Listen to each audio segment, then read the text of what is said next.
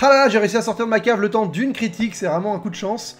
Et écoutez, c'est pour vous parler de La Terre et le Sang. Donc, La Terre et le Sang, c'est un nouveau film qui a débarqué sur Netflix, c'est réalisé par Julien Leclerc, qui est un de nos rares représentants du cinéma d'action à la française, voilà, qui a fait des films comme Assaut, comme Gibraltar, donc c'est des films un peu d'action, ou en tout cas des films de genre, donc je suis toujours très intéressé et curieux de ce que notre production nationale est capable de proposer dans le domaine, et je suis souvent déçu. Et ce film ne fait pas exception à la règle. Donc l'histoire, rapidement, elle est très très bête, mais pourquoi pas, c'est Sami Bouajila qui travaille dans une série, je sais pas trop comment on dit, et il va se retrouver à avoir une cargaison de cocaïne chez lui, et des dealers vont venir la récupérer avec des armes et ils vont se tirer dessus. Donc voilà, c'est très dépouillé comme scénario, vous pouvez vous en rendre compte, donc pourquoi pas, hein, ça pourrait donner un film très efficace, c'est un peu ce qu'ils essayent de faire en tout cas sur l'idée, quoi, de prendre un high concept et vraiment de faire un film de siège, donc c'est quand même un genre du cinéma qui existe, il y a eu le film de Carpenter, Assaut sur Central 13, qui était plus ou moins un remake de Fort Alamo, de Rio Bravo avec John Wayne, il y a par exemple Need Gap en français qui est un bon film de siège,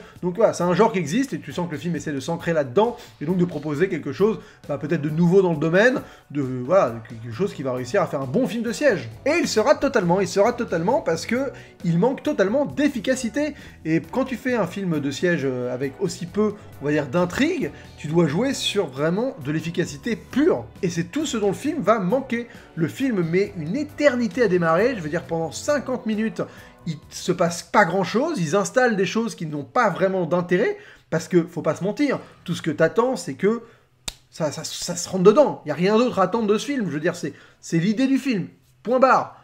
Et pourtant, non, ils vont te faire une espèce de mélo avec un mec qui est en fin de vie, qui galère, qui va vendre son entreprise, qui a une fille qui est sourde, qui a un apprenti, qui a son frère, et l'apprenti, il doit faire signer un papier pour pas aller en prison, et son frère, il va déconner, il va l'emmerder dans ses histoires de drogue, enfin, voilà. Le temps, en fait, d'installer la situation, mais tellement de temps, et tellement, finalement, peu intéressante et très cliché, que tu t'emmerdes royalement, jusqu'au moment où t'es supposé enfin kiffer. Et le problème, c'est que ce moment-là, donc c'est une espèce de 20 minutes, 30 minutes d'action au final, parce que le film est assez court, le film fait 1h20 seulement, et même ce moment d'action, il a finalement aucun intérêt. Il a aucun intérêt parce qu'en fait, je vois pas le concept qui est derrière, je vois pas quelle idée le mec a eu en se disant, ouais, c'est ça qu'il faut faire, ça va être une bonne idée de faire une attaque dans cette série, ça va apporter quelque chose, quoi. Enfin, je veux dire, voilà, vous prenez Assaut sur Central 13, l'idée c'est que t'es face à une espèce de meute qui t'attaque, qui est invisible, tu comprends pas c'est qui, c'est vraiment le mal incarné, et il y a une association entre des criminels et des policiers qui doivent justement lutter contre un mal plus grand que ce que eux représentaient l'un pour l'autre. Enfin, voilà, ça c'était une idée forte. Là, je comprends pas l'idée. Je comprends pas, le mec s'est dit, ouais, c'est trop une bonne idée, faut faire ce film, quoi. Parce que les méchants, ils ont aucun charisme, c'est juste des espèces de dealers, donc ouais, ils débarquent avec des Kalachnikov, ils tirent dans le tas. Bon, voilà. Le héros, c'est un mec qui a un fusil, donc il va passer, il connaît son droit, il va tirer sur des gens de temps en temps. Mais, c'est tout. Et en parallèle, t'as sa fille et l'autre gars qui courent dans les bois. Donc, il n'y a pas d'idées qui vraiment font que tu te dis, oui, mais j'avais trop envie de voir ça, quoi. Parce qu'en fait, c'est pas particulièrement bien filmé, je veux dire, il n'y a rien qui va te transcender en termes de mise en scène. C'est des gens qui se tirent dessus en champ contre champ, sans vraiment de parti pris particulier, sauf à la toute fin où il te fait un ralenti dégueulasse, mais franchement, tout nul, ultra cliché, c'est totalement galvaudé pour une action, mais de merde, enfin, c'est vraiment, mais ça fait très très cheap en fait, cette fin là, elle est grotesque, et globalement le film fait un peu cheapos. Tu sens que, ils ont pas beaucoup de moyens, ils ont voulu faire un truc qui claquait avec des explosions partout, mais ça t'impressionne jamais, et donc finalement t'es juste devant un espèce de spectacle assez pauvre, pas vraiment transcendant, qui est supposé être le climax d'un truc que t'attends depuis 1 heure, quoi. Et en plus, c'est vraiment très cliché, je veux dire, t'es capable de prévoir tout ce qui va se passer, même quand il essaie de te surprendre, t'as envie de lui dire, non mais là t'as pas le droit, enfin je veux dire, t'as déjà vu 2 films dans ta vie, on sait tout ce que ça... Enfin, c'était le truc le plus évident que tu pouvais nous proposer, et il le fait, le gars, quoi. Donc c'est vraiment... Ça m'a déstabilisé, franchement, de naïveté, en fait, ce film. C'est un film qui est tellement naïf qu'il croit qu'il va réussir à faire son taf en faisant aussi simple. Mais non, mon gars, t'arrives pas en 2020 avec un film comme ça, en pensant, en se disant que ça va fonctionner chez les gens. Enfin, moi, j'y crois pas une seule seconde.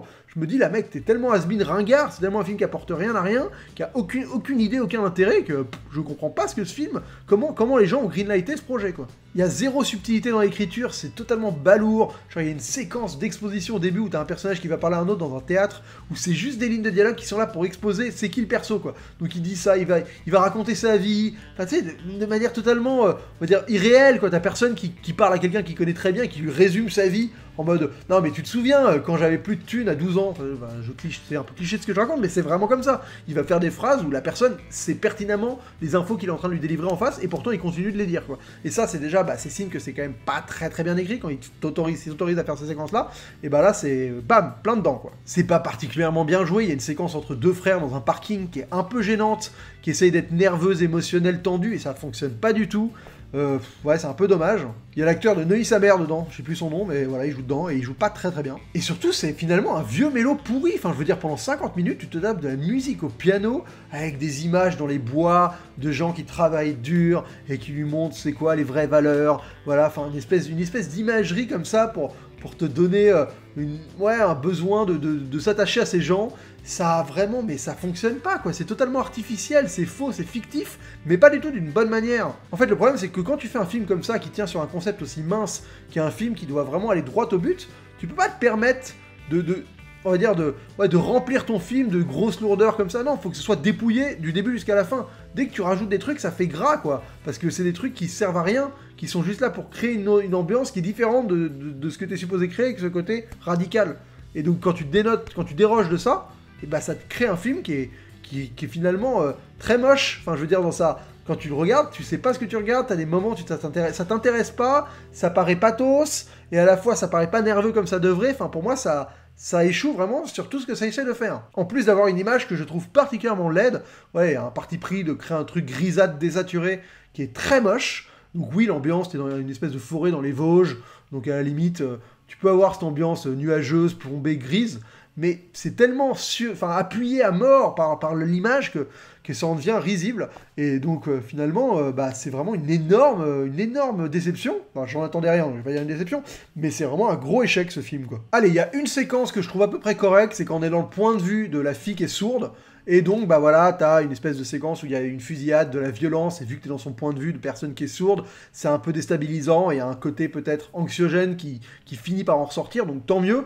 Mais c'est en fait, c'est la seule fois où le mec a un vrai parti pris. Voilà, c'est tout con, en fait. Quand t'as un parti pris, et que tu vas au bout du parti pris, bah, dans ce genre de film, ça passe, parce que ça sert à ça, faut créer une expérience viscérale. Mais quand tu fais un truc qui est justement plat, comme tout le reste, bah, ça n'a aucun intérêt, et je comprends pas, en fait, pourquoi il s'est pas dit, je vais faire un film que du point de vue de ce personnage, ou justement d'assumer un autre truc beaucoup plus peut-être violent du point de vue du père. Enfin, j'ai pas compris l'idée globale qui s'est dit, c'est ça qu'il faut que je fasse. En fait, et c'est super frustrant d'être face à un film où tu vois une ligne directrice où tu te dis, bon ok, c'est un film vraiment, y a pas de scénar, c'est ultra efficace, on va prendre notre kiff, et de pas comprendre là où le mec t'a inséré le kiff qu'il voulait te mettre. Enfin, c'est quoi la finalité de ce truc, quoi? Et c'est tellement énervant de tomber face à des trucs comme ça, parce qu'on n'en fait pas beaucoup en France. C'est frustrant de découvrir des films où c'est ce qu'on voudrait voir. Moi, j'aimerais bien voir des films de série B comme ça, un peu nerveux, à la française. Enfin voilà, il y a eu des bons exemples. Pour moi, le film qui se rapprocherait le plus, c'est quasiment un truc comme Haute Tension d'Alexandre Aja, dans l'idée, voilà, de faire un truc qui est vraiment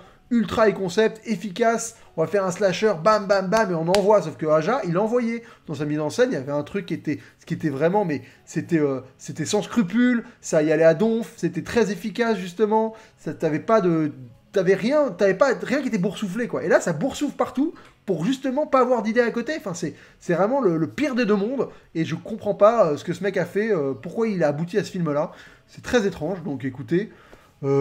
Bah, franchement, je vous le déconseille. C'est le numéro 1 Netflix en ce moment, donc les gens le voient. Mais moi, je vous invite vraiment pas à le voir. C'est pas un réel que j'aime beaucoup, hein, Julien Leclerc. Je trouve que même ses films, genre L'Assaut et tout, c'est très artificiel. Enfin, il arrive à broder sur justement des trucs très courts en termes de ce que t'attends, quoi. Enfin, L'Assaut, c'est quand même un assaut qui doit durer 2 minutes, et il arrive à te faire tout un film autour de ce truc.